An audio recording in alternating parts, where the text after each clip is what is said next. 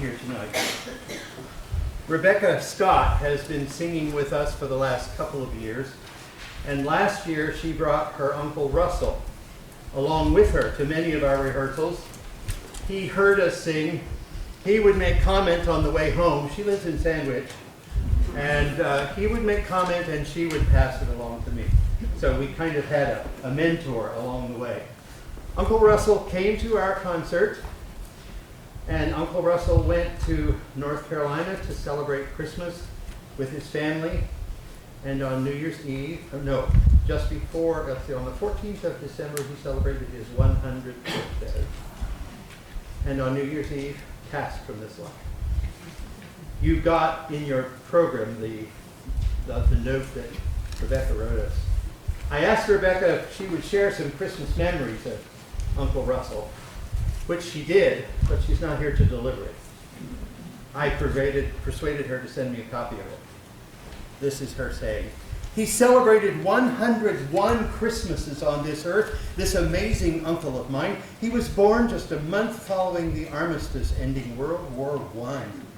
A time of great rejoicing despite the underlying sadness about the lives lost and the devastation of much of Europe. He seems to have absorbed the spirit of those times and lived his 100 years full of joy. Also, he was born just 10 days before Christmas.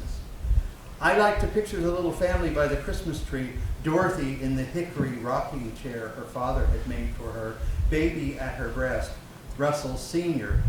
twinkling down at him.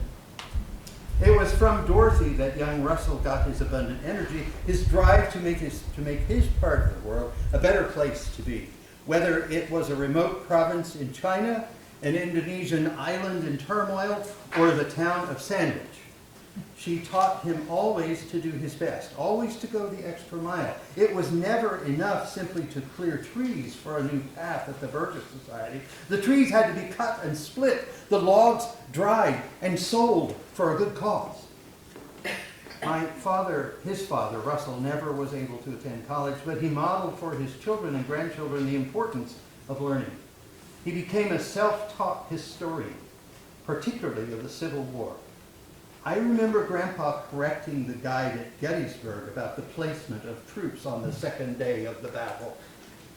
Son Russell absorbed this love of history. He was a physicist by training, but during a stint working in Indonesia, became well-versed in the country's history. After retiring, he turned his own love of history into a second career as town historian, writing the definitive work on the early days in Sandwich, a Cape Cod town. He explored the genealogy of his family, collecting original data, and writing about the Lovels, the Brannans, the Marbles, and the Mattoons. I'm going to skip a bit. Not only, that's not going to work. Not only did he last the 6 days until his birthday, he got steadily stronger after one of his many health crises toward the end of his life. I hesitantly asked the doctor about taking him to North Carolina for Christmas with my children and grandchildren, as he and I had done for many years. The morning we departed, I said, "Russell, we need to get dressed to go on a trip." "Okay," he said. About halfway to Boston, he asked, "Where are we going?" "To North Carolina," said I. "Oh, I don't think I've ever been there," he said. As we drove north from Charlotte to keep up a running commentary on the scenery, the traffic, the buildings, he kept up a running commentary on the scenery, the traffic, the buildings. Suddenly he'd say, look at those mountains. I don't think I've ever seen such high mountains. Why haven't you ever taken me on these mountains before?" But as we came down Cove Creek Road, suddenly he started to recognize things. There's our church, there's our field, there's our house. Uncle Russell was experiencing some dementia, some Alzheimer's.